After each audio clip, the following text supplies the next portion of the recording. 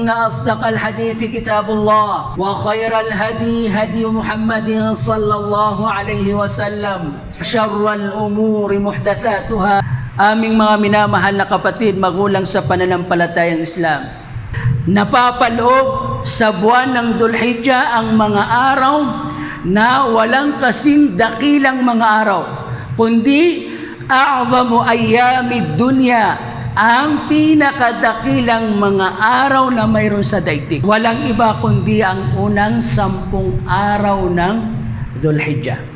Ay labog ng araw, kinabukasan bukas ng Sabado ay unang gabi na po yun ng Dhul-Hijjah. Ito po ang pinakamalaking biyayang ipinagkaloob ni Allah subhanahu wa ta'ala sa bawat isa sa atin sa kasalukuyan. Ayan, baka hindi natin batid gaano ba kahalaga ito. Aming mga minamahal na kapatid at magulang sa pananampalatayang Islam, tinanong ang ating mga pantas. Alam natin at batid natin kamakailan lang ay nagtapos ang buwan ng Ramadan. Tinanong ang ating mga ulama, alam natin na ang huling 10 araw ng Ramadan, ayan ang pinakadakila, yun ang pinaka-kaabang-abang, yun ang pinaka-inaabangan sa buwan ng Ramadan, yung huling 10 last 10 days of Ramadan.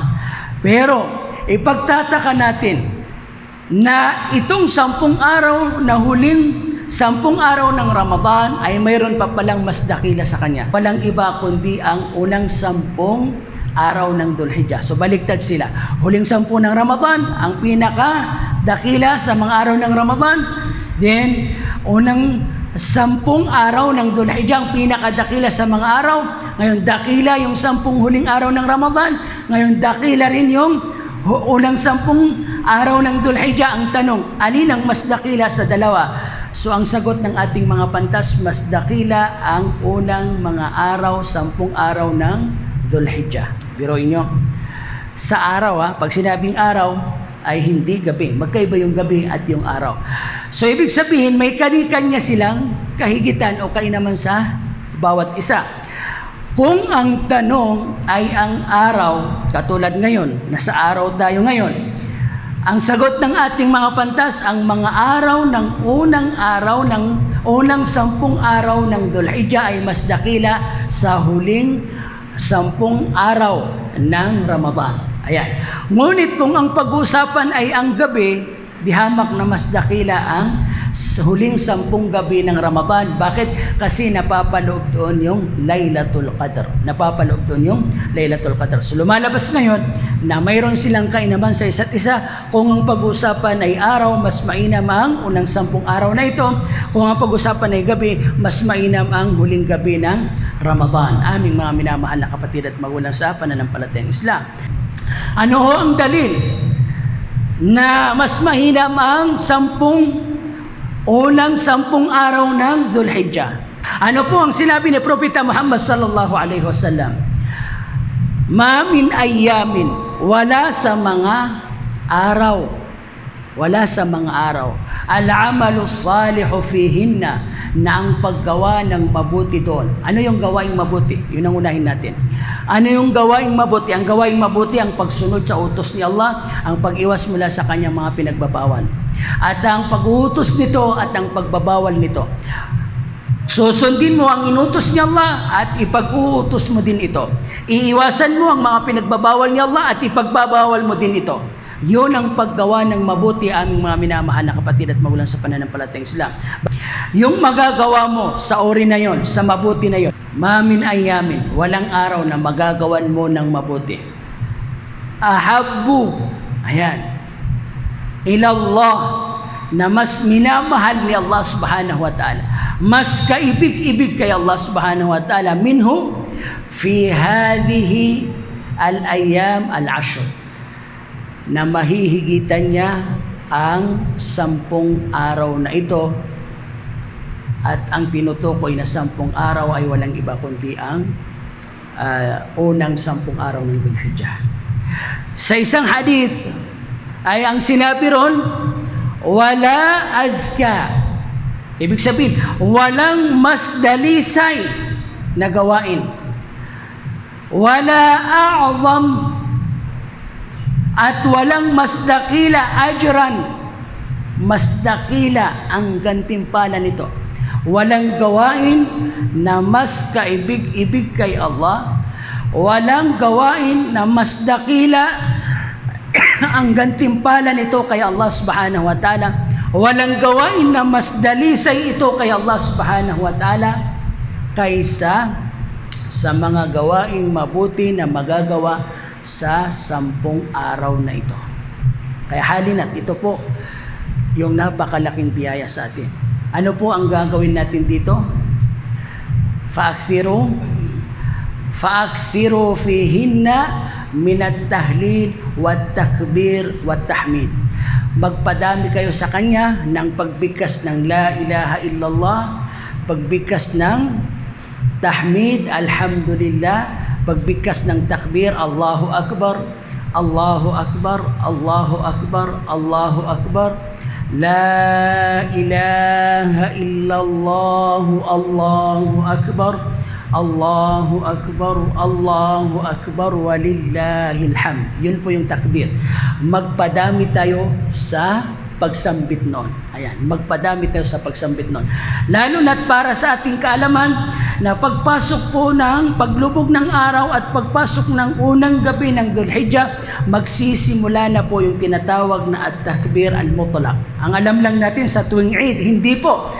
Pagpasok po ng unang gabi, paglubog kaagad ng araw at pumasok ang gabi ng unang gabi ng Dhul-Hijjah, ay pwede na po tayong magtakbir. Ikaw man ay nasa palengke, ikaw man ay nasa kalsada naglalakad, ikaw man ay nasa bahay, saan ka man, ikaw man ay nakatayo, nakaupo, nakahiga, ano man ang kalagayan mo, magpadami ng takbir. Magpadami ng takbir. Aming mga minamahal na kapatid at magulang sa pananampalatayang Islam, alalahanin mo, yang pagpuri kay Allah subhanahu wa ta'ala na sinasabi mo sa takbir ay walang makakahigit dyan na anumang araw. Ayan, aming mga minamahal na kapatid at magulang sa pananampalatayang Islam. So bahagi lang yun ng mga gawaing pagsamba. Nariyan ang pag-aayuno. Yung pag-aayuno mo, ayan, yung pag-aayuno mo sa mga araw na ito ang pinakadakilang pag-aayuno. At walang mas dakila doon. Walang mas dakila sa pag-aayuno sa mga araw na ito. Biruin nyo, yung Yawm Arafah, yung ikasyam na araw ng Dhul-Hijjah na yun yung Yawm Arafah, ang nabanggit ni Propeta Muhammad sallallahu alaihi wasallam na gantimpala ng pag-aayuno nito ay kapatawaran ng 2 taon na kasalanan. Unang 1 taon na nagawan mo ng kasalanan, at yung ikalawang, yung kasunod na taon na magagawan mo ng kasalanan. Yun nga lang ang tinutukoy dito na mga kasalanan ay ang mga sagair, ibig sabihin ang maliliit na kasalanan. Ayan. So ganun kadakila. May 2 taon na kapatawaran yung pag-aayuno sa isang partikular na araw ng 10 araw na ito, aming mga minamahal na kapatid at magulang sa pananampalatayang Islam. So bakit mas dakila yung pag-aayuno dyan? Sapagkat sinabi ni Propeta Muhammad, walang mas dakila, walang mga araw na mas dakila kay Allah, mas malaki ang gantimpala kay Allah, mas dalisay kay Allah ang paggawa doon ng mabuti na mahihigitan niya ang 10 araw na ito. So kabilang sa paggawa ng mabuti ay ang pagdarasal. Yung pagdarasal na magagawa natin dyan, magpadami tayo ng sala, yung lalo na yung obligasyon na obligatory na prayers, yung obligadong sala, ayan, ayusin natin yan. Tapos yung mga sunan, rawatib, ayusin natin yan. Yung muakkada at yung gayro muakkada, at yung mga tahajjud natin, nariyan ang pagbabasa ng Quran, aming mga minamahal na kapatid at magulang sa pananampalatayang Islam. Nariyan ang pagbibigay ng sadaka, pagpapakain. Kung ikaw ay hindi pa nakapagbigay ng zakat, ito yung pinakamainam na araw kung kailan ka magbibigay ng zakat. For example, na hindi ka nakapagtakda ng araw o buwan kung kailan mo ibibigay ang zakat mo. So itakda mo sa unang 10 araw ng Dhul-Hijjah. Ito ang pinakamainam. Lahat ng gawain, generally speaking, lahat ng magagawa mo na pagsamba kay Allah, walang makakahigit sa kadakilaan niya, sa kadalisayan niya, sa gantimpalang ipagkakaloob sa kanya ni Allah subhanahu wa ta'ala. Aming mga minamahal na kapatid at magulang sa pananampalatayang Islam, yun po ang ibig sabihin ng hadith ng ating mahal na Propeta Muhammad sallallahu alaihi wasallam. Illa, nagtanong yung mga sahaba, ano ho ang sagot ni Propeta Muhammad? Walal jihadu fi sabilillah, kahit pa sa pakikipagdigmaan sa daan ni Allah subhanahu wa ta'ala, maliban na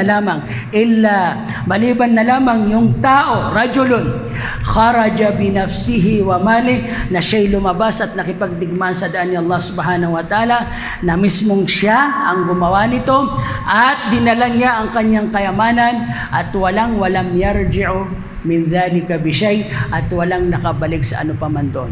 Ibig sabihin, namatay siya sa pakikipagdigmaan sa daan ni Allah subhanahu wa ta'ala at yung kanyang kayamanan ay sumamang naglaho. Ibig sabihin ay nagugol sa pakikipagdigmaan niya sa daan ni Allah subhanahu wa ta'ala. Hindi lang yung kanyang buhay, hindi lang yung kanyang kayamanan, kundi magkasama yung kanyang kayamanan at yung kanyang buhay, na lahat ito ay binuhos niya sa daan ni Allah subhanahu wa ta'ala at walang nakabalik na kahit na ano pa man doon.